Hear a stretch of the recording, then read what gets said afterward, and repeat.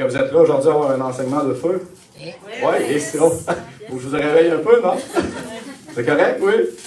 Amen. Aujourd'hui, l'enseignement que je vais vous apporter s'intitule La croissance spirituelle. Je ne sais pas si vous savez c'est quoi la croissance spirituelle, mais on peut au moins la comparer avec la croissance physique. Est-ce qu'il y a des gens qui ont déjà pensé à ça? Non, vous avez déjà entendu que lorsque vous donnez votre vie au Seigneur, vous passez par la nouvelle naissance. Vous êtes un petit bébé, hein, qui est spirituel, bien sûr, mais vous devez apprendre à grandir, n'est-ce pas? Yes. Et si vous n'avez pas appris ça, mais vous allez avoir de la misère à comprendre d'avancer dans la vie chrétienne. Mais à la base, lorsque tu donnes ta vie à Jésus, tu es un beau petit bébé tout frais, et bien évidemment, la volonté de Dieu, c'est que tu grandisses. Donc, on va parler de ça aujourd'hui. On va parler de l'enfance spirituelle, on va parler de l'adolescence spirituelle, et bien évidemment, on va parler aussi de la maturité spirituelle. Amen? J'essaie de faire attention avec le micro. Moi, je vais vous donner un exemple pour commencer parce que j'aime ça donner des exemples. Êtes-vous prêts pour un exemple? Yes. Ouais, vous êtes sûr? Oui. OK. Oui. C'est un drôle de parallèle, mais ça va juste pour vous amener à comprendre quelque chose. Vous savez, lorsqu'un chef cuisinier... Y a-t-il des chefs cuisiniers aujourd'hui? Non, je ne veux pas les insulter. Non, okay, lorsqu'un chef cuisinier... non, c'est pas vrai. Lorsqu'un chef cuisinier prépare un plat, qu'est-ce qu'il fait? Il va mettre une table, et par la suite, je pense que j'entends plus. Ouais. Par la suite, il va aller chercher des aliments. Hein? Il va aller peut-être chercher des pâtes, du poulet, de la viande, je ne sais pas trop quoi, avec plein d'artifices autour, des assaisonnements. Et lorsque tu regardes la table, tu fais « Wow!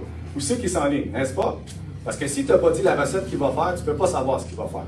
Mais au final, qu'est-ce qu'il va faire par la suite? Il va commencer à préparer le plat, à faire cuire la viande, préparer la nourriture, il va commencer à préparer de la sauce, mettre un peu d'assaisonnement. Puis au final, quand la nourriture elle est prête, qu'est-ce qu'il fait? Il crée la serveuse d'aller le chercher. OK, d'accord, mais il la présente, n'est-ce pas? Oui. Pourquoi qu'il la présente? Parce qu'elle est prête. Elle est prête, elle est bien cuite. Et lorsqu'on voit le mets arriver, qu'est-ce qu'on fait? Wow, que ça a l'air bon. Amen? Amen. C'est sûr que si ça n'a pas l'air bon, qu'est-ce qu'on fait? On le met de côté. Mais c'est la même chose dans la foi. Dieu, dans votre vie, va travailler du début jusqu'à la fin de votre vie chrétienne pour vous préparer, pour que vous soyez présentable, bien évidemment, pour votre appel, votre ministère, mais aussi un jour pour être avec lui. Amen? Au début, tu peux être un petit enfant de Dieu, puis là, tu regardes, tu dois lire, tu dois prier, là, tu vois tes frères et sœurs, puis là, tu penses à tout, puis là, tu deviens... Tu as des doutes, n'est-ce pas? Et là, je fais-tu bien? C'est-tu oui? C'est-tu non? Mais c'est un peu à l'exemple du cuisinier. C'est toute ta table, elle est pleine de n'importe quoi, puis tu ne sais pas encore qu'est-ce qu'il va préparer. Au début de ta vie chrétienne, c'est normal que vous soyez mélangés s'il y a des nouveaux dans la foi. C'est normal que ça peut être difficile. C'est normal qu'on peut avoir des doutes. Mais il faut faire confiance à Dieu. Qu'est-ce que Dieu va faire au fur et à mesure? Il va commencer à te cuisiner, à te préparer, à te transformer pour te rendre présentable. Y a-t-il des gens qui veulent être présentables aujourd'hui? Non? Oui. Ça, quand tu es chrétien, la main devrait lever immédiatement. Parce que si tu aimes Dieu, si tu aimes le Seigneur, ton cœur, là, c'est de lui ressembler. N'est-ce pas?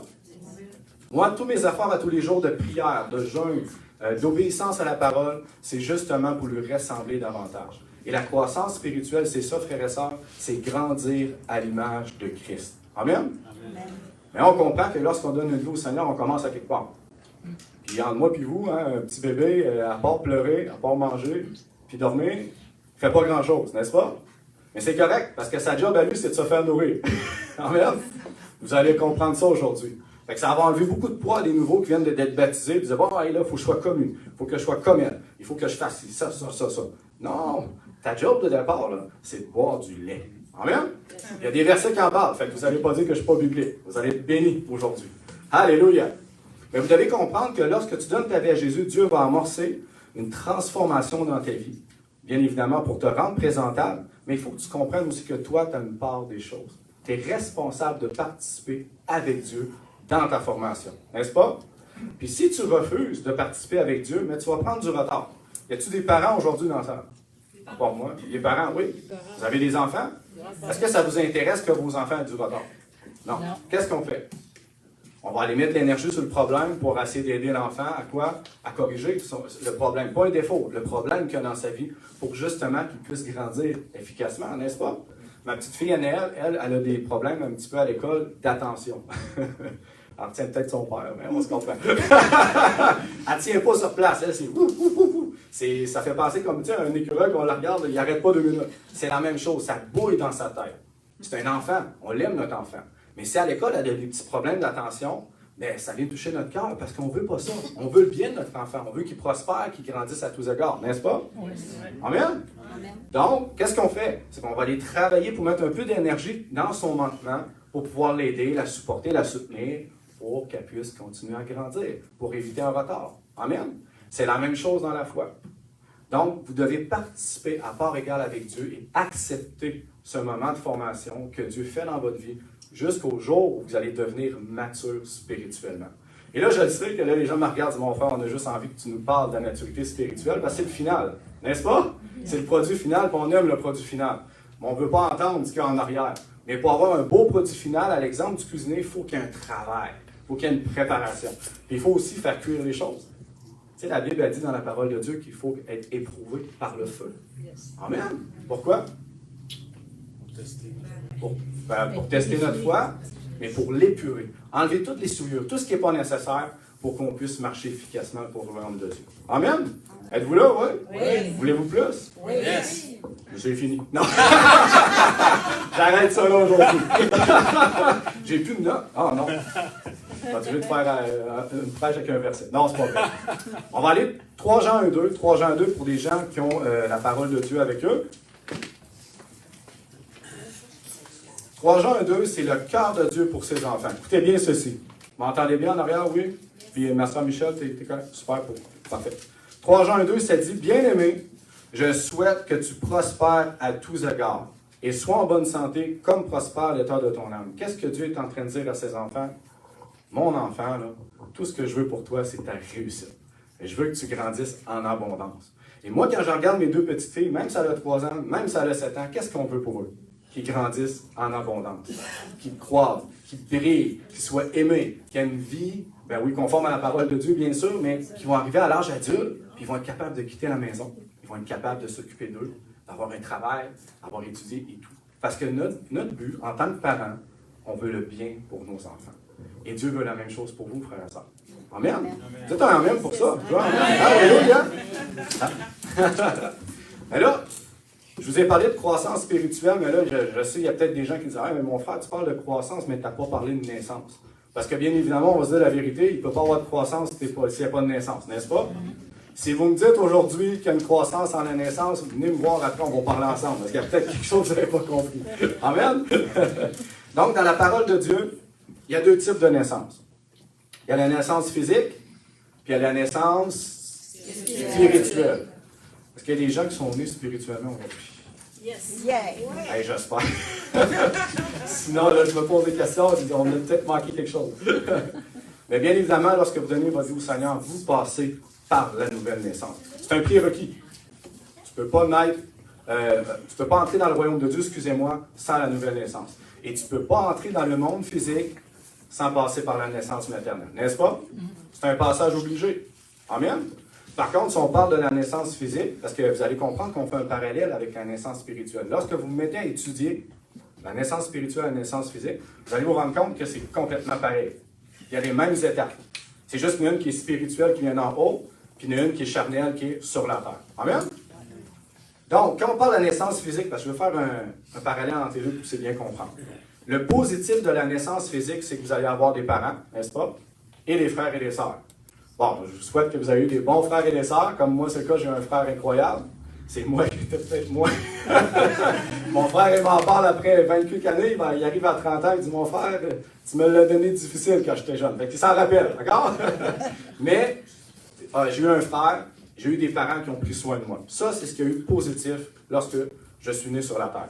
Par la suite, ce qu'on a hérité de négatif à cause de cette naissance-là physique, ben, c'est une nature déchue et corrompue. Hein? On est d'un état pécheur. On a été séparés de Dieu pour l'éternité. Même si tu me dis non, c'est un petit bébé, il peut. Oui, il peut. Mais quand il est né dans le monde, il est séparé de Dieu. Il est d'une nature déchue. Et on le voit présentement aussi. Écoutez bien celle-ci. Celle-là n'est pas super le fun d'entendre. Là. Mais la Bible dit aussi que lorsqu'on est né dans le monde physique, on a pour père le diable. C'est vrai.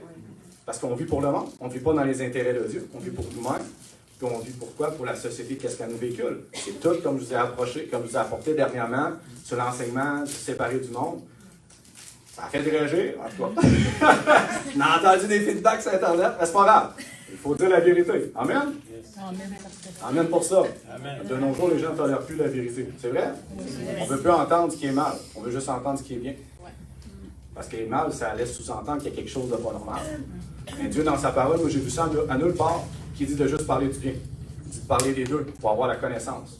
Amen?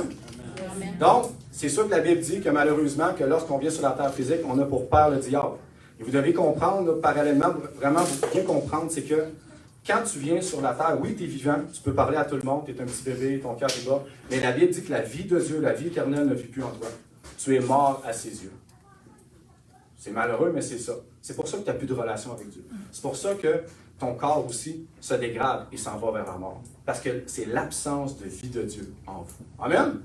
Des gens nés nouveaux aujourd'hui, ouais. Oui. Savez-vous que la vie de Dieu vit en vous? Yes. La vie éternelle.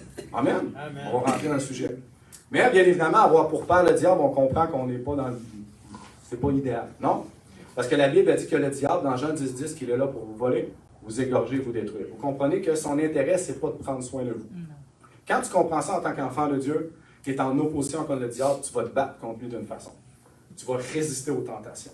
Tu vas savoir, tu vas discerner lorsqu'il y a des attaques spirituelles et tu vas foncer, tu vas continuer. Parce que tu comprends que l'ennemi n'est pas de ton camp, l'ennemi veut ton mal, l'ennemi veut te voler, te détruire et t'égorger. Est-ce que vous étiez au courant de ça? Oui? Oui. Même les nouveaux, quand tu le sais, tu peux penser d'une façon différente et être vainqueur dans la foi. Alléluia! Donc ça, c'est la naissance physique. Voulez-vous entendre parler de la naissance spirituelle? Parce que je pense que ça vous concerne. S'il y a des gens qui n'ont jamais donné leur vie à Jésus, qui ne savent pas trop c'est quoi Jésus, ou qui n'ont déjà entendu parler, mais moi, je vous encourage fortement à prendre une décision et à vous donner au Seigneur Jésus. C'est très simple. Ce n'est pas une prière qui vous sauve. C'est votre cœur lorsque vous lui donnez. Lorsque vous repentez de vos péchés. Lorsque vous vous faites baptiser, vous allez recevoir le Saint-Esprit. Amen? Vous allez naître spirituellement. Fait que tu étais mort avant, puis tu reviens à la vie. L'Esprit de Dieu, l'Esprit parfait, le Dieu très haut vient vivre en toi. Amen? Amen. Alléluia! Donc, la naissance spirituelle permet à tous les hommes sur la terre de pouvoir rentrer dans le royaume de Dieu. Vous connaissez le verset Jean 3,3? Non. Non? Jean 3,3. Hey, c'est lui que tout le monde sait. C'est un homme doué d'esprit ne peut pas rentrer dans le royaume de Dieu. Non? Vous l'avez jamais entendu? Oui. OK, d'accord. Là-dessus, même les nouveaux le savent. Parce qu'on leur a dit. Mais Jean 3,3, ça dit, Jésus lui répondit, en vérité, je te le dis, si, oh, Jésus dit si un homme ne naît d'eau et d'esprit ou naît de nouveau, il ne peut rentrer dans le royaume de Dieu. C'est un passage obligé. Ça veut dire que vous ne pouvez pas rentrer dans le royaume de Dieu pour accéder à la relation avec Dieu, pour accéder à l'éternité, pour accéder à ses promesses, pour accéder à être avec lui pour l'éternité, sans passer par la nouvelle naissance. C'est un passage obligé comme la naissance physique. Est-ce que vous me suivez à date? Yes. Amen. Donc, la naissance spirituelle, elle vous apporte quand même quelque chose de bon. Il n'y a pas de négatif, il y a juste du positif à la nouvelle naissance. Écoutez bien ceci. Lorsque vous naissez de nouveau, vous recevez une nature parfaite et sainte aux yeux de Dieu. Hein, j'avais parlé la semaine passée que vous êtes saint. Est-ce que vous en rappelez? Oui. Mais ça, c'est pas juste le dire, c'est vrai. Lorsque Dieu te regarde, lorsque tu as donné ta vie au Seigneur, tu es saint. Il n'y a plus de péché, il n'y a plus de problème dans ta vie. Peut-être au niveau du monde présentement, mais à l'intérieur de toi, tu as la vie de Dieu, tu es saint, tu es parfait. N'est-ce pas merveilleux? Encore une fois, il n'y a pas une religion qui peut donner ça. Par la suite, la nouvelle naissance vous donne l'accès à l'éternité. C'est quoi? Quand tu pries, tu as accès au trône de Dieu librement. C'est ce que la Bible dit. Fait que tu n'as pas à avoir peur, tu n'as pas à être tremblant, tu n'as pas à prier de façon religieuse. La Bible dit que tu peux lui parler constamment, comme on se parle, vous et moi. N'est-ce pas merveilleux? Yes. Vous avez accès librement au trône du Dieu très haut qui est au-dessus de tout. Amen? Amen. Moi, je me tiens plus, frère et sœur.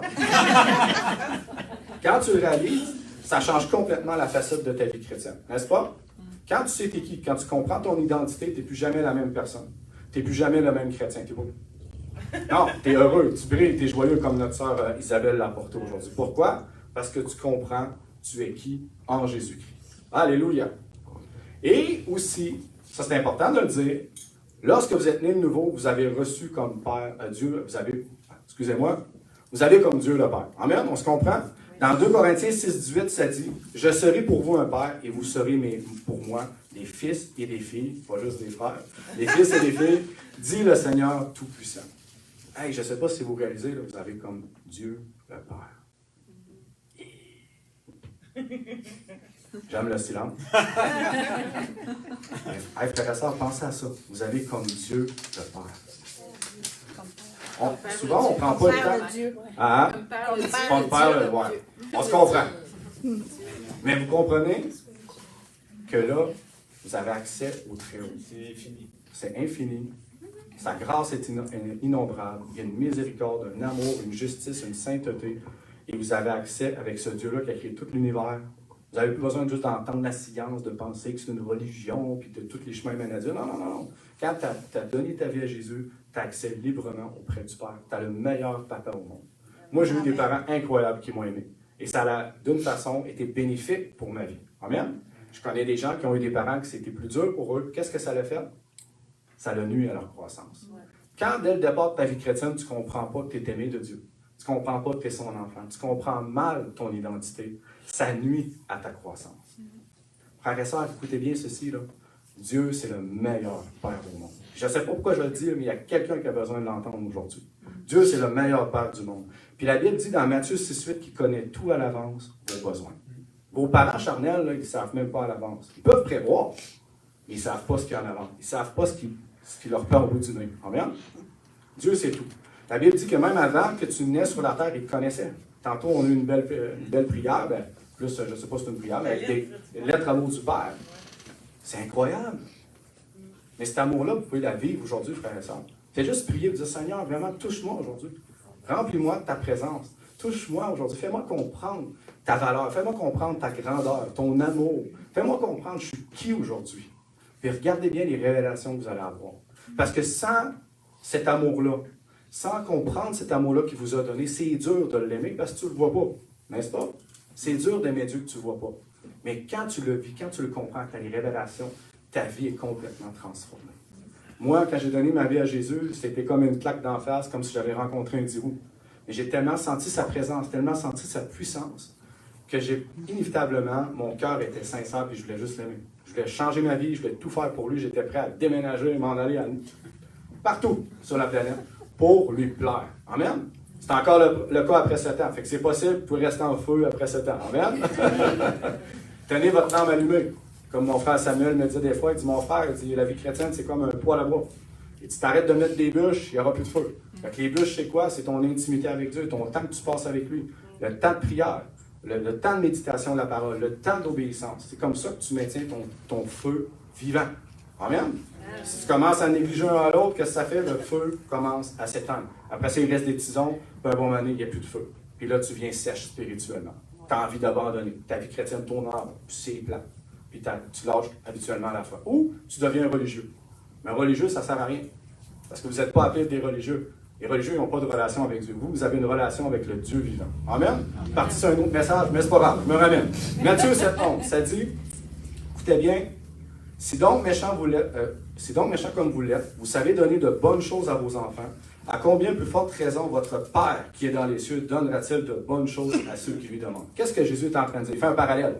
Il dit, les gens dans le monde, oui, ils appellent les méchants, parce que les méchants, ça veut dire les pécheurs. Ils ne connaissent pas la volonté de Dieu. Ils ne connaissent pas vraiment le bien et le mal. Ils vivent pour eux-mêmes, selon leur intérêt, selon ce qu'on leur a appris. Ce n'est pas forcément bien.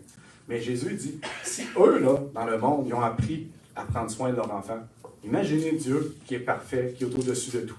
Non? Et ça a l'air dur à comprendre, non? Amen? Imaginez le Dieu qui est au-dessus de tout, qui peut tout pour toi. Alors, ça veut dire que dès le début de ta vie chrétienne, Dieu, il va entamer, il va mettre sa main, il va te protéger, bien évidemment, pour que tu puisses croire en abondance. Et moi, j'en suis la preuve. Je vous l'avais dit l'autre fois, j'étais un tout croche quand je suis venu au Seigneur. J'étais vraiment tout croche. Mais dans sa grâce, Dieu me transformait. Au fur et à mesure, j'avançais. Moi, tout ce que j'ai à faire, c'est accepter qu'il me transforme. Amen, dites accepter. Accepter.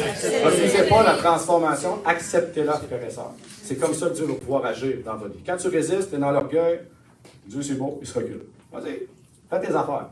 Bien souvent, qu'est-ce qui arrive quand on est dans l'orgueil? On se plante. Amen? J'ai déjà planté en passant, je ne suis pas mieux que personne. Alléluia. Donc, ça veut dire quoi? C'est que Dieu, il va prendre soin de vous. Ça veut dire qu'il va pourvoir à tes besoins, il va vous protéger, il va vous éduquer. Oh, il va vous éduquer aussi. Puis, il va te préparer ton avenir pour rentrer dans ton appel. Ça ne veut pas dire que vous allez être dans les 5 ministères, mais Dieu, il y a un appel pour chacun d'entre vous. Dieu veut que vous utilisiez vos dons, vos talents à son service. Mais en même temps, quand tu es un petit bébé dans la foi, tu ne peux pas faire la même chose qu'une personne mature, n'est-ce pas? Le petit bébé, il fait quoi? Il dort, il pleure, puis il veut te coller. C'est à peu près ça. Mais non, c'est vrai. Amen. C'est ça. Après ça, il y a l'adolescent qu'on parlait tantôt. Y a-t-il des gens qui ont des adolescents aujourd'hui? Aïe aïe! Si je me rappelle de ma période d'adolescence, que c'était difficile. Non, j'en ai fait voir de toutes les couleurs à mes parents. J'annonce ceci, j'en ai vu des gens adolescents dans la foi, m'en ont fait voir de toutes les couleurs aussi. C'est normal, c'est un passage obligé. Amen? Mais quand tu deviens mature, là, c'est le fun. Ah, là, tu peux parler et lui dire des choses, mais elle ne sera pas vexée. Il ne sera pas dans l'orgueil. Il va tout prendre, pas de toi, mon frère. Alléluia. Tu peux lui dire n'importe quoi. Alléluia. Mais c'est vrai pareil. Amen. On va parler de ça aujourd'hui. Mais dormez en paix. Vous avez le meilleur père au monde. Puis si vous le comprenez aujourd'hui, c'est clair que ça va vous aider pour grandir dans la vie chrétienne. Amen. Dieu ne laissera jamais un petit bébé dans la foi tout seul. Inévitablement, il va s'arranger pour que quelqu'un vienne prendre soin de lui. Moi, j'ai vu des gens baptiser des gens, puis les laisser tout seuls. Quelle maman laisserait son petit bébé baptisé tout seul? Personne. Quand ça arrive, c'est un drame, n'est-ce pas? Pourquoi? Il est seul. Il ne peut pas se nourrir lui-même. Il ne peut pas se coucher, il ne peut pas changer sa couche lui-même, il ne peut rien faire. Il est un bébé. Amen? Fait qu'il faut qu'il y ait des gens qui soient proches pour l'aider. Il faut que sa maman soit là pour le nourrir. Parce que, d'une façon, oui, il est pur, mais il est innocent, n'est-ce pas? Il n'a pas appris à grandir dans le monde, il n'a pas appris à avancer, il n'a pas appris à marcher, il n'a pas appris à se nourrir par lui-même. C'est un bébé. Ceux qui sont des bébés dans la foi aujourd'hui, amen, alléluia. Amen. Profitez-en, ça ne reste pas toujours comme ça. Oh, la période d'adolescence, pour moi, c'était toute une période. On va en parler tantôt. OK, on continue. Êtes-vous prêts? Yes. Oui? OK. On doit se dire la vérité. Est-ce que la journée que vous avez donné votre vie au Seigneur, vous étiez prêts pour votre appel? Oui. Là, je parle aux plus vieux dans la foi, je parle aux plus jeunes, je parle à tout le monde. Est-ce qu'on était prêts la journée qu'on a donné notre vie à Jésus pour rentrer dans notre appel? La réponse est non. Amen? Tu n'étais pas moi enfant de Dieu, tu étais un enfant de Dieu, sauvé, racheté, tout. Mais tu dois grandir. Alléluia. On continue. C'est clair, frères et sœurs, que dans la vie chrétienne, c'est toujours une question de croissance. Et moi, ce que je souhaite aujourd'hui, puis je vais vraiment, je ne sais pas pourquoi, mais je veux prier, il y a des gens qui ont besoin. Ils ont besoin, il y a un blocage dans leur cœur présentement. Puis c'est ce que je sens. Puis je vais prier pour eux. Je n'ai pas l'habitude de faire ça quand j'enseigne, mais ça me parle dans l'esprit. J'aimerais ça qu'on prie tout ensemble, dans votre cœur. On va prier pour les gens aujourd'hui, même les gens qui vont écouter les vidéos sur YouTube. Seigneur, je te prie pour chaque frère et sœur qui ont des blocages dans leur vie. Chaque frère et sœur qui pense que tu les aimes pas.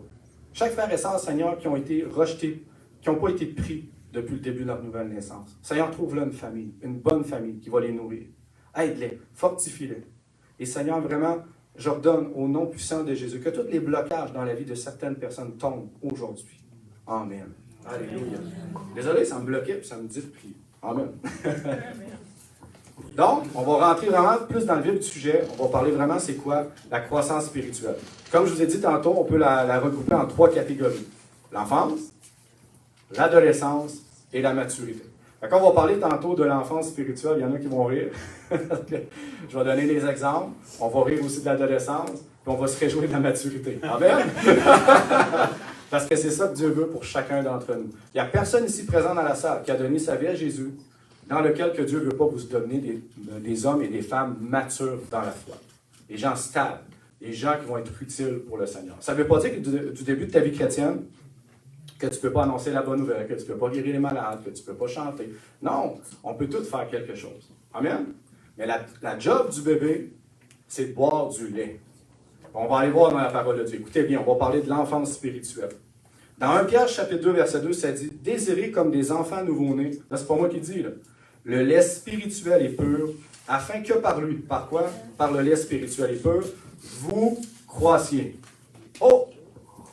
Ça veut dire là, que quand tu as donné ta vie à Jésus, essaie pas de manger du solide et de la viande, tu ne seras pas capable. Même si on donne du steak à un bébé, on se comprend qu'il ne mangera pas, il ne pourra même pas le mastiquer. Lui, ce qu'il veut, c'est du liquide. Il veut du lait. Il veut du bon lait. Et si tu es nouveau dans la foi, ta job, je vous le dis aujourd'hui, c'est d'écouter des enseignements, de lire la Bible, lire la Bible, de passer du temps avec Dieu dans la prière, d'aller sur le site d'enseignement au pire, de vous inscrire à l'école du disciple, mais nourrissez-vous de la parole. C'est votre travail. Est-ce que c'est dur de faire ça? Non. Moi, quand je suis venu au Seigneur, là, j'ai donné ma vie au Seigneur, là, tout ce que je voulais, c'était passer du temps avec lui. J'avais soif comme jamais. Là, la soif est différente parce que je suis devenu plus mature dans le Seigneur. Mais au début, ma soif, là, c'était 24 heures sur 24. Si j'aurais pu, j'aurais écouté des enseignements, j'aurais lu la Bible, j'aurais prié. La soif était incalculable. Amen? Si vous n'avez pas cette soif-là aujourd'hui, priez et demandez au Seigneur qui vous donne la soif. Mais normalement, quand tu es un bébé, tu as envie d'écouter la parole de Dieu, tu as envie de te faire nourrir. Amen? Amen. Alléluia! Là, faites attention parce qu'on peut se nourrir de n'importe quoi aussi. Tu sais, la Bible prend la peine de dire spirituel, le lait spirituel est pur. Ça veut dire que tu peux boire du lait avec du poison. C'est quoi le lait avec du poison que j'appellerais? C'est n'importe quoi que tu trouves sur Internet. Les fausses doctrines, les faux prophètes, tout ce qu'ils trouvent sur Internet. Moi, de nos jours, je ne vois même plus sur Internet, sur YouTube. Pourquoi? Parce que je me suis rendu compte que même pour les nouveaux, ils viennent tout mélanger. Une journée, c'est ça, le lendemain, c'est ça. Puis, mon frère, là, peux-tu m'aider? Là, je ne comprends plus. Puis, ben ouais, mais tu te nourris à droite et à gauche sur YouTube. Tu peux trouver n'importe qui, n'importe quoi. Ça ne veut même pas dire qu'ils sont approuvés de Dieu. Moi, ce que je vous conseille, là, fermez la switch sur YouTube, là, allez sur le site peut-être Enseigne-moi, puis je ne suis pas vendu Enseigne-moi, je ne dis pas que j'ai des parts ou quoi que ce soit, c'est pas ça que je suis en train de dire. C'est un bon site chrétien que j'aime beaucoup, et qui est fidèle. Et prenez votre Bible et lisez-la tous les jours. Commencez à la lire, commencez à la méditer, priez, passez du temps avec Dieu. Amen? Est-ce que c'est clair? Oui. Ça, c'est la job du nouveau. C'est la job du bébé spirituel. Alléluia! Vous pouvez continuer? Oui. Amen. OK. Vous êtes sûr? Oui. En tant que bébé, apprenez aussi à accepter que vous ayez des frères et sœurs plus matures dans la foi qui vont venir vous soutenir. Parce que moi, j'ai vu des bébés rebelles. Ouais. Ils viennent naître de nouveau, ils ne veulent rien savoir de l'être. Non, mon frère, tu n'as besoin de rien me montrer. Moi, je connais la parole. C'est vrai? Je l'ai déjà vécu en masse. OK, c'est bon, vas-y.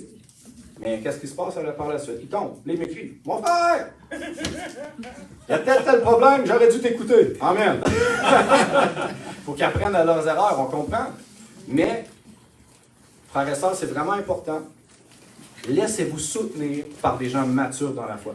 Entourez-vous, si vous êtes des bébés dans la foi, de gens matures. Ils vont booster votre foi. Ils vont vous aider, ils vont vous écouter. Rejetez-les pas.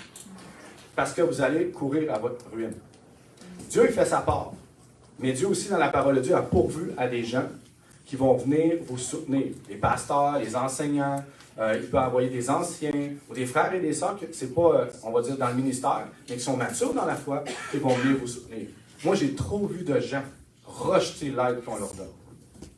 Hey, d'une assemblée, tout est gratuit. Vous avez accès à tout. Vous avez juste besoin de vous déplacer. Et les gens sont là pour vous. Et même, on se déplace pour les gens.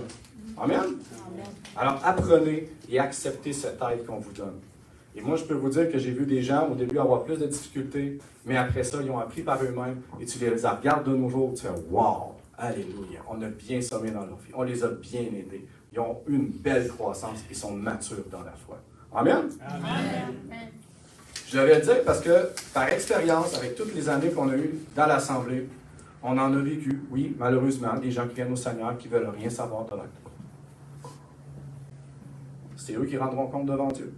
Mais tu ne peux pas rejeter l'air qu'il te donne. Puis le poison que tu prends sur Internet, que tu écoutes à droite et à gauche, peut affecter le reste de ta vie chrétienne. Moi, j'ai entendu des gens que je connais, des chrétiens matures dans la foi, mais eux, dès le début de leur vie chrétienne, ils leur ont dit que Dieu ne guérit pas. Qu'il n'y a pas de baptême du Saint-Esprit, il n'y a pas de don spirituel. Et toutes ces choses-là sont parties. Tu parles avec eux, et c'est dur de déraciner cette vérité-là dans leur cœur. Pourquoi?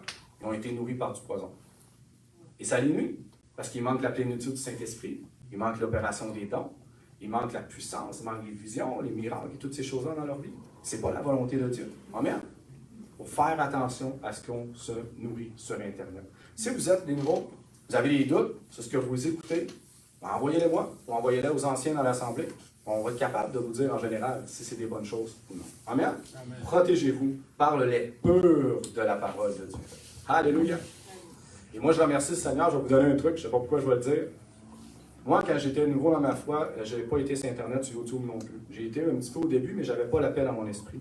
J'ai dit, Seigneur, là, je vais commencer à écouter Mario Masca. C'était le seul que j'ai écouté depuis le début jusqu'à la fin. Et j'ai dit, quand ça sera le temps, mets-moi un autre prédicateur sur ma route qui va être bon pour moi, qui va me protéger. Fait que j'ai juste écouté du Mario au début. À un moment donné, Dieu a ouvert une porte et m'a fait découvrir un autre prédicateur que j'avais déjà entendu, puis je ne voulais rien savoir. Mon cœur était fermé, je ne voulais rien savoir de lui. Je ne l'aimais pas. Je ne l'aimais pas, c'est comment il enseignait. Mais Dieu change notre cœur. Amen? Amen. Et là, j'ai commencé à l'écouter, puis j'ai eu soif. J'ai dit, wow! Hein, c'est en plein ce que j'ai besoin. Parce que ce que je me nourrissais au début, ça ne suffisait plus. J'avais besoin de plus. Alors Dieu a ouvert des portes pour plus, pour travailler d'autres choses dans ma vie. Amen? Et ça me protégeait avec la saine doctrine de la parole de Dieu. Alors, protégez-vous par le lait pur de la parole. Et si vous avez des questions, posez-les aux anciens. Amen? Par la suite, est-ce qu'un petit bébé reste un petit bébé toujours? Non. Bon, maintenant, la maman va commencer à le sevrer, n'est-ce pas?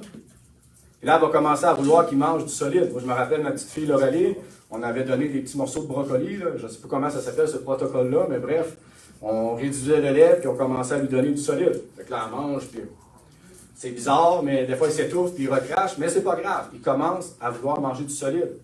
Puis par la suite, il commence à quoi? À marcher à quatre pattes. Il commence à se lever debout, puis là, ils sont instables, puis il tombe, puis ça relève, puis c'est drôle. On aime ça. C'est la même chose dans la foi. Un bon moment, tu vas être rendu dans ta vie chrétienne d'un moment que le lait spirituel ne suffira plus. Tu vas avoir besoin de mettre en pratique. Puis la Bible a dit que quand tu commences à mettre en pratique, tu manges de la viande. Amen? Ça, c'est la transition. Pour continuer à grandir dans ton enfance. Est-ce qu'il y a des gens qui veulent faire la transition? Oui. Ouais. Ce serait le fun.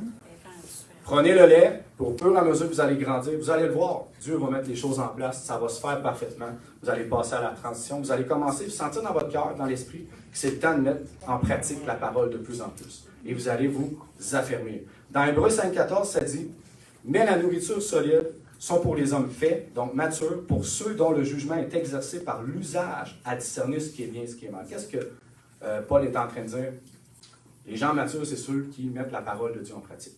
Avec le temps, tu viens avec du discernement, tu deviens mature et tu comprends le bien et le mal. Ça veut dire qu'un petit bébé, au départ, juste par le lait, il ne comprend pas vraiment le bien et le mal. Pourquoi? Parce qu'il ne met pas en pratique la parole de Dieu. Je vous le dis, frères et sœurs, je sais peut-être que certains ne comprendront pas. Tant que vous ne mettrez pas la parole de Dieu en pratique, vous n'allez rien comprendre de ce que je vous dis. Quand vous allez la mettre en pratique, nombre de fois, les gens sont venus me voir, mon frère, tu avais raison. Au moment, j'avais beau leur dire la parole, de dire c'est ça, la parole de Dieu dit ça, ça, ça, ça. Puis là, la personne, non, ça ne fait pas mon affaire, je ne suis pas content, puis lui, il me parlait plus. Je disais, prie au moins, prie. L'extra-galère, ça. Fait que là, les gens priaient. Puis là, ils mettaient en pratique, puis ils revenaient me voir et disaient, mon frère, tu avais raison. Quand j'ai mis en pratique, là, j'ai compris ce que tu voulais me dire. C'est ça la foi, frères et sœurs. C'est pas juste pour entendre. Bon, moment donné, dans ton enfance, tu as un stade où tu dois mettre en pratique. Et ça, on appelle ça la viande. On appelle ça la transition dans ta vie chrétienne. Amen? J'ai passé par là aussi.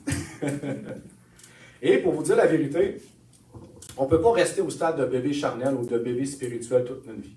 Parce que si vous voyez un bébé dans le monde qui reste au bébé après 10 ans, après 15 ans, après 20 ans, vous allez dire « Hey, il en a manqué une coupe. Sa croissance est ténuée. Hein? Il s'est passé quelque chose. Il a été mal nourri ou il y a un problème, il y a un handicap. Mais ce n'est pas la volonté de Dieu que notre croissance demeure au stade de bébé spirituel. Puis je sais que ça va très de ce que je dis, mais c'est vrai. J'en ai vu des gens qui sont venus me voir, ils ont 20 ans, 30 ans dans le Seigneur, tu parles avec eux.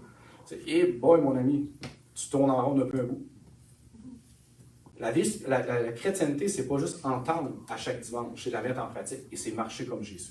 Amen? Amen. C'est ça la vie chrétienne. Fait que même quand les gens me disent « Oh mon frère, j'ai 20 ans dans le Seigneur, j'ai 15 ans dans le Seigneur, tu ne m'impressionnes pas, mon ami. » Je vais voir les fruits. Je vais voir si ce que tu dis est vrai. Je vais le voir dans ta vie. Amen? Amen? Alléluia. Pas parce que je suis meilleur, mais c'est ce qui est écrit. Parce qu'on peut se laisser berner par des paroles. Moi, je peux vous dire que je suis un prophète, que je fais les plus grands miracles au monde, puis je viens vous prêcher, puis je prie pour eux, puis il ne se passe rien. Wow, quel fruit. Mais c'est ça, souvent. Malheureusement, ce n'est pas le nombre d'années que tu as dans ta vie chrétienne qui détermine si tu es mature dans la foi. C'est les fruits que tu as dans ta vie. Pas le fun d'entendre, mais c'est ça la vérité. Amen? Puis oui, j'ai rencontré des chrétiens matures dans la foi que ça fait 20 ans, 25 ans, mais tu parles avec eux, ils agissent. Tu parles avec eux, ils en connaissent la parole. tu parles avec eux, ils la maîtrisent, ils la connaissent, ils ont l'expérience. Puis ils l'ont mis en pratique, puis ils continuent à la mettre en pratique, puis ils gardent leur feu allumé. Ça, j'en connais. Amen? Amen. Alléluia. Mais je les connais, Rhoda, puis Rosa, puis notre sœur Jocelyne. Hey, c'est peut-être les doyennes à la salle, je ne sais pas. Elles sont en feu pour Jésus. Amen. Ils continuent de la mettre en pratique, la parole. Tu parles avec eux, tu vois que c'est pas n'importe qui, c'est pas n'importe quoi. Ils ont le fruit dans leur vie. Puis ils la mettent en pratique. Hey, je suis allé évangéliser avec Jocelyne, quand on est allé parler, je pense que c'était ta sœur ou quelque chose comme ça, la dernière fois. Ma sœur, tu as combien de temps dans le Seigneur? Ça fait combien de temps? Je suis nouveau, je suis des gains. Aïe aïe. Mais ça fait longtemps. Amen. Puis elle met encore la pratique en parole, elle est en feu, puis elle évangélise encore. Amen. Mais frères et sœurs, c'est ça la vie chrétienne. Si tu gardes ton feu allumé, tu es assuré de croire. Amen. Alléluia. Donc, comme je disais tantôt, on ne peut pas demeurer toujours un bébé spirituel, c'est-à-dire charnel.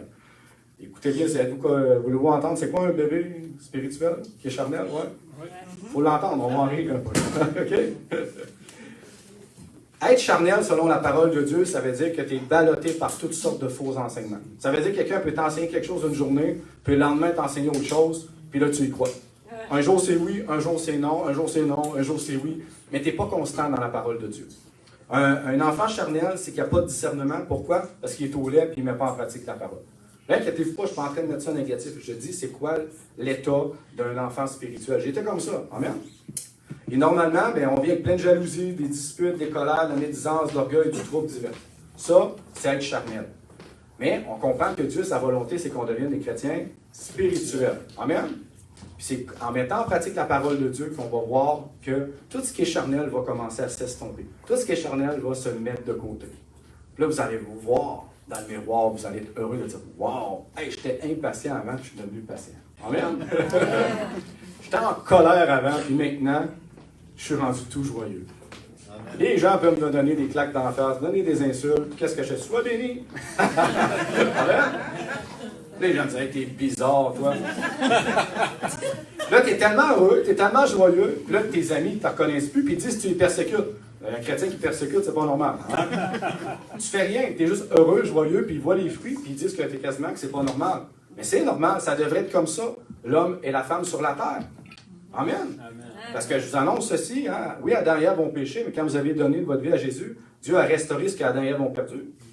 Vous avez la vie éternelle en vous, vous avez la divinité en vous, du Très-Haut. Et ça habite en vous pour quoi? Porter du fruit, pour le représenter, pour être l'homme et la femme que vous devez être. Ce qui était au début, ce qui a été perdu, Dieu le restaure par Jésus-Christ dans vos vies. Amen? Amen. Êtes-vous prêts à continuer un peu? Oui. Il n'en reste pas long. Je ne sais pas si c'est tout le monde qui dit ça, mais en tout cas. On continue. Bon, est-ce que c'est correct pour l'enfance spirituelle? Oui. Oui. Voulez-vous qu'on parle de l'adolescence spirituelle? Oui. Ben, je vois Marie-Hélène dans le fond en regardant du mon frère. Parce qu'elle a des adolescents, longtemps. Hein? Moi, c'était la phase dans ma vie chrétienne un peu de résistance à Dieu et résistance aux pasteurs et aux gens qui m'enseignaient.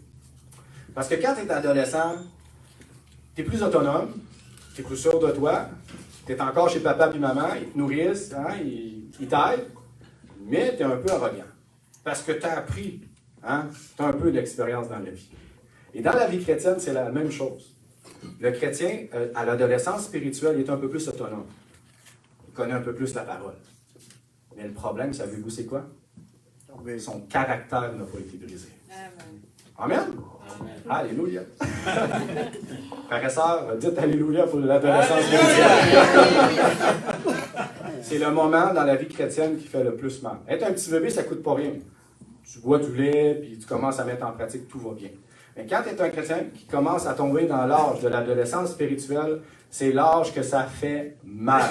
Dieu, là, il va venir briser votre caractère, littéralement. Je ne dis pas que vous brisez la personne en vous dévalorisant, vous comprenez? Il va venir briser votre caractère pour que vous puissiez vous soumettre à sa volonté. Amen? Amen. Alléluia. Mais le problème, c'est que dans l'adolescence, même dans le monde physique, c'est qu'à l'adolescence, hey, tu ne me diras pas quoi faire. Est-ce qu'il y a des gens qui ont déjà fait ça? Moi, je l'ai dit à mon père souvent. Il là, qui venait en colère. Il dit, répète-moi ça 2 fois. Je te dis, oui, papa, c'est correct. Mon père père est bâti, 250 livres, 5 pieds 10, il a une bonne main, fait que quand j'écoutais pas, hein, il y a des fois j'ai une claque. Mais on comprend que j'étais un peu arrogant, orgueilleux, parce que je savais ce que je devais faire. Puis dans l'adolescence spirituelle, c'est la même chose, frère et soeur. Quand tu vas aller parler à un adolescent spirituel, tu ne peux pas lui rien dire, il est vexé tout le temps. C'est vrai? Il est tout le temps offensé. Ah, mais, tu sais, mon frère ou ma soeur, il est arrivé telle chose, puis la parole de Dieu dit de faire autrement. Ah, mais tu ne diras pas de quoi faire, là. C'est vrai, c'est comme ça. Ils réagissent sur les émotions. Pourquoi? Parce que l'adolescence spirituelle, son caractère n'a pas été brisé. Il faut que Dieu vienne littéralement, vraiment te dépouiller de qui tu es. Et à partir de ce moment-là, tu vas pouvoir commencer à te soumettre à la volonté de Dieu. Moi, dans ma vie chrétienne, j'avais toutes sortes de résistances. Je ne voulais pas aller au début, j'avais un feu pour évangéliser. Mais quand Dieu m'a montré que je devais guérir les malades, puis aller mettre mes mains sur les genoux et tout ça, et que j'ai résisté au début. Mais parce que j'aimais Dieu, qu'est-ce que j'ai fait? Je me suis mis à genoux, j'ai dit, Seigneur, pardonne-moi. Donne-moi un coup de main aujourd'hui pour que je puisse faire ta volonté. Brise-moi. Je ne savais même pas c'est quoi un brisement, puis je lui avais dit, brise-moi. Aïe aïe. 2 jours après, là, c'était les pires jours de ma vie. Et là, je dis, Dieu, tu m'as abandonné. J'étais écrasé, j'étais à terre. Je pleurais comme un bébé dans ma chambre. Ça a duré 2-3 jours. Là, après, je suis ressorti de là. Là, je dis, wow, alléluia. Hey, j'étais content, j'étais heureux, c'est fini. Fait que là, il m'a donné d'autres opportunités de guérir malade. Puis j'ai réussi à le faire. Il a brisé ma volonté. Bon, je vous annonce ceci, ça a duré 4 ans. Aïe, aïe, hein? Mais c'était les meilleurs moments de ma vie parce que c'était les moments les plus formateurs de ma vie chrétienne. C'est comme ça que par la suite, que Dieu a pu entamer l'Assemblée.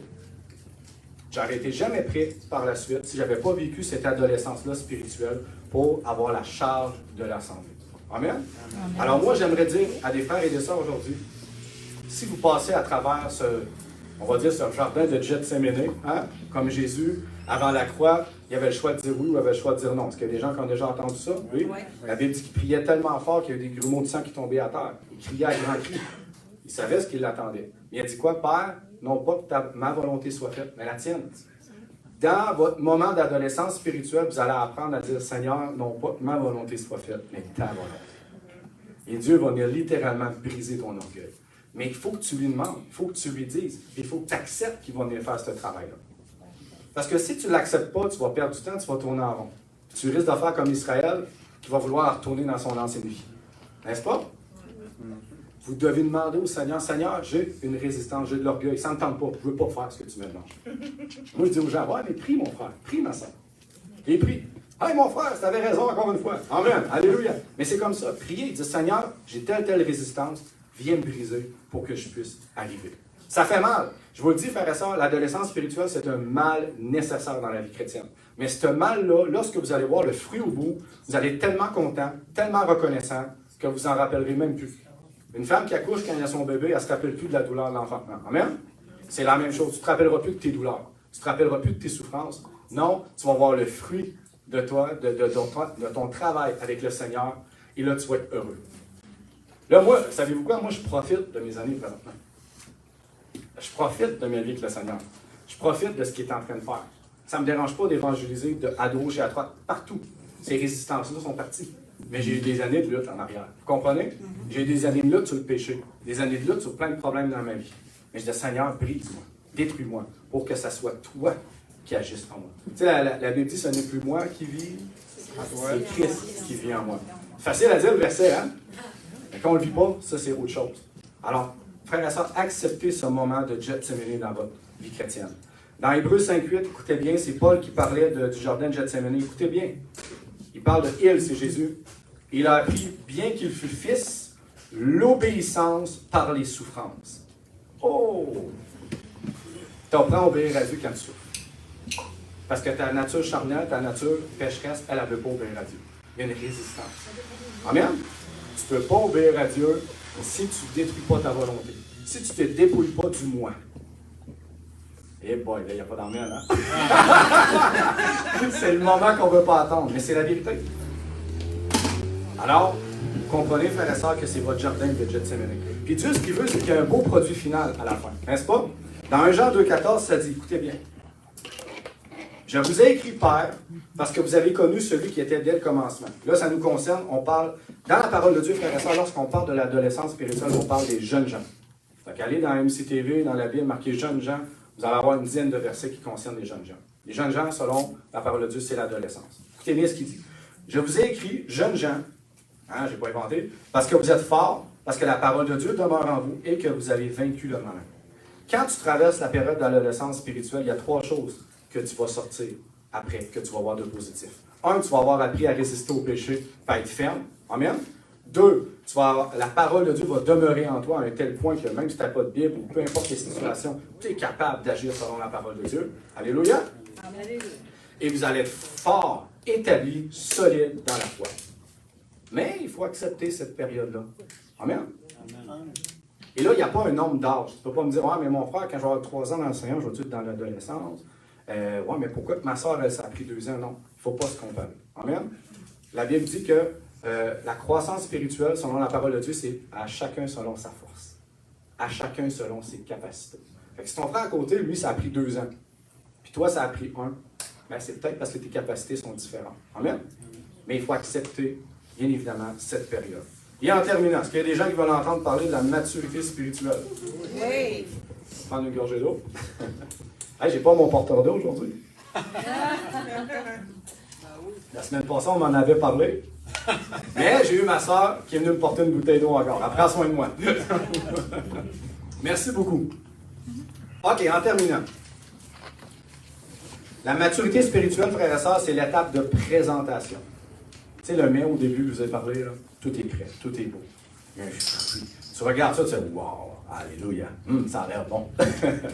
Mais pour Dieu, c'est la même chose. Tu sais, les vases d'honneur, on avait parlé de ce verset-là la semaine passée. Il veut qu'on soit des vases d'honneur présentables. Pas parce qu'on n'est pas utile, qu'on est nouveau. Moi, il y a des bébés spirituels ici qui ont amené des gens au Seigneur. Ça n'a aucun rapport. Moi, je parle des fruits dans ta vie, le caractère. Amen? Parce que, je vous ouvre une parenthèse, là. C'est pas parce que tu amènes des gens au Seigneur. C'est pas parce que tu baptises des gens que tu es mature dans la foi. Tu peux baptiser des gens, tu peux amener des gens au Seigneur et avoir le pire caractère au monde dans la foi. C'est les fruits. On oublie les fruits. De nos jours, j'écoute beaucoup d'enseignements, mais on ne parle pas de fruits de caractère, de transformation. C'est ta vie porte Christ. Et si ta vie porte Christ, puis tu es tout le temps impatient, méchant, dans la jalousie, dans l'orgueil, puis dans les disputes, tu es encore au stade de bébé. Il faut que tu grandisses. Il faut que tu mettes en pratique. Amen. Amen. OK, on rentre dans la maturité spirituelle. On voit se réjouir. Mais acceptez la période, frères et sœurs, d'adolescence. Puis vraiment, acceptez-la. Je le dis pour une personne spécifique présentement. Donc, les caractéristiques d'une personne mature dans la foi, là, tout le monde va se réjouir, tout le monde va sauter, puis je comprends. C'est l'étape que moi-même, j'ai envie d'entendre, parce que c'est le produit final. Une personne mature dans la foi, frères et sœurs, c'est une personne totalement dépouillée, morte à elle-même. On le voit dans Acte 24, Paul il disait quoi? Il dit, je ne fais plus aucun cas de moi-même. Amen.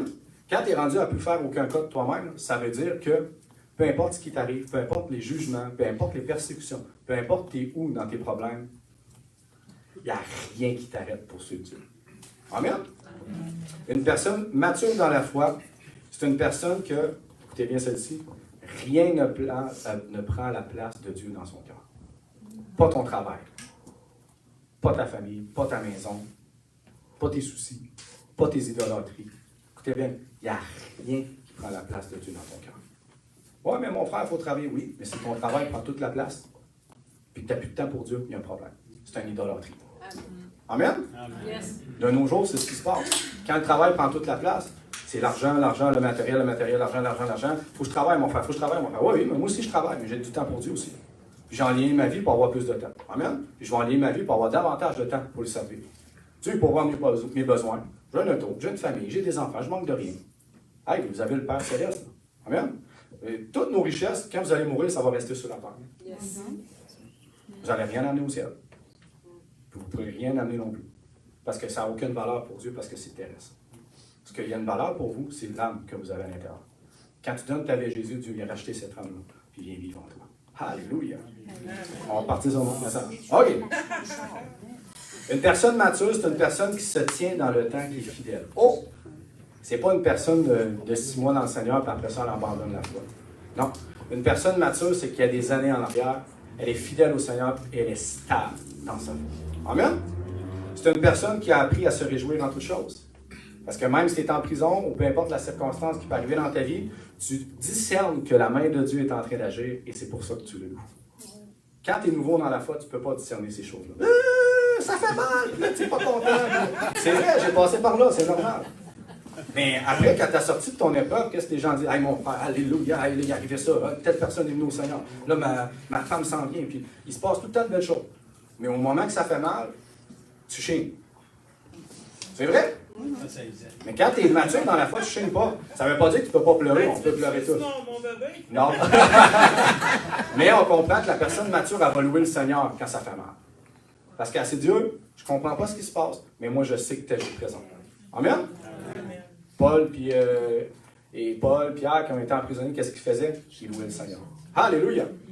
Et boy, celle-là va être bonne. Une personne mature dans la foi maîtrise sa langue. Prompt à écouter, lent à parler. Amen? Tu es capable de fermer ta bouche quand on te persécute. Tu es capable de fermer ta bouche pour dire des bonnes choses à la bonne personne.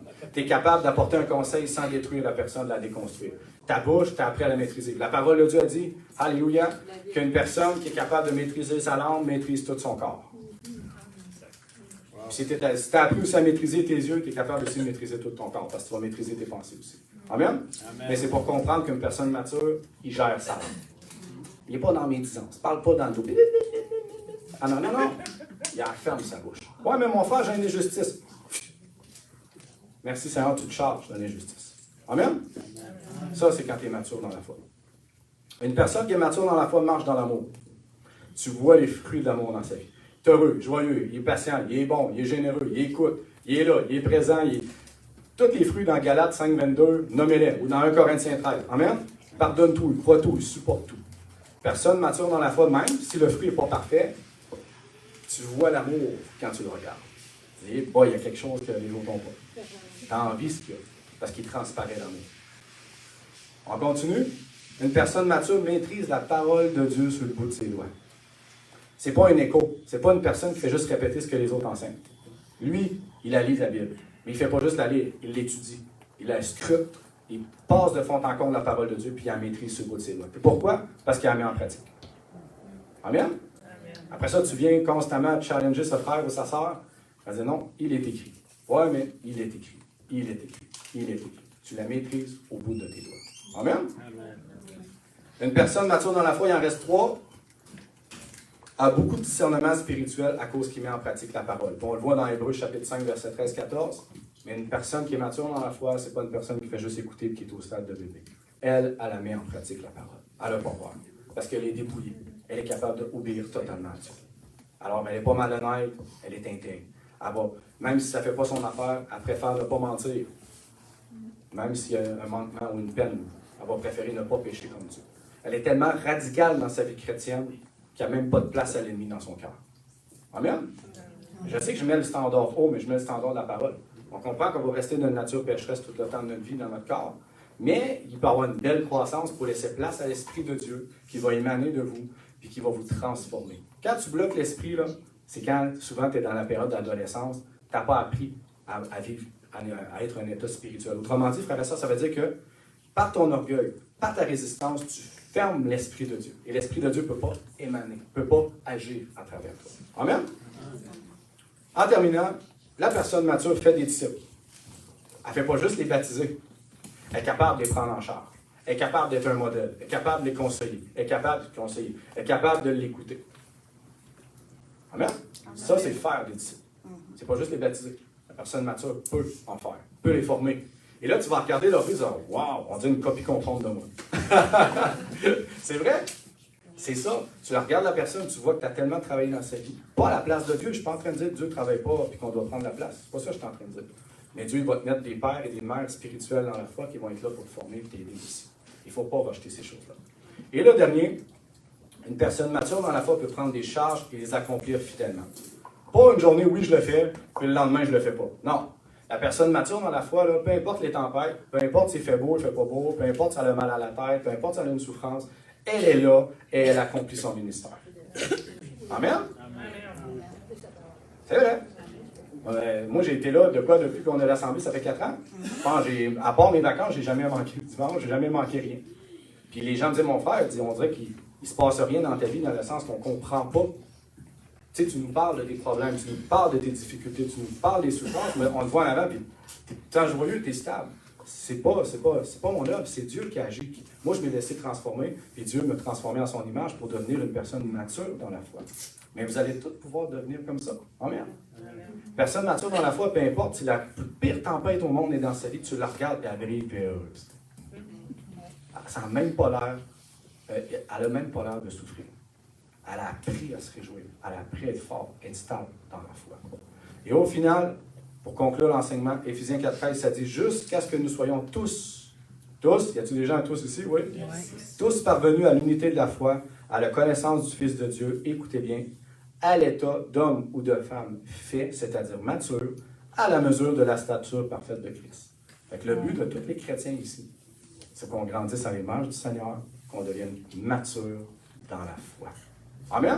Amen. Voilà. Gloire à Dieu.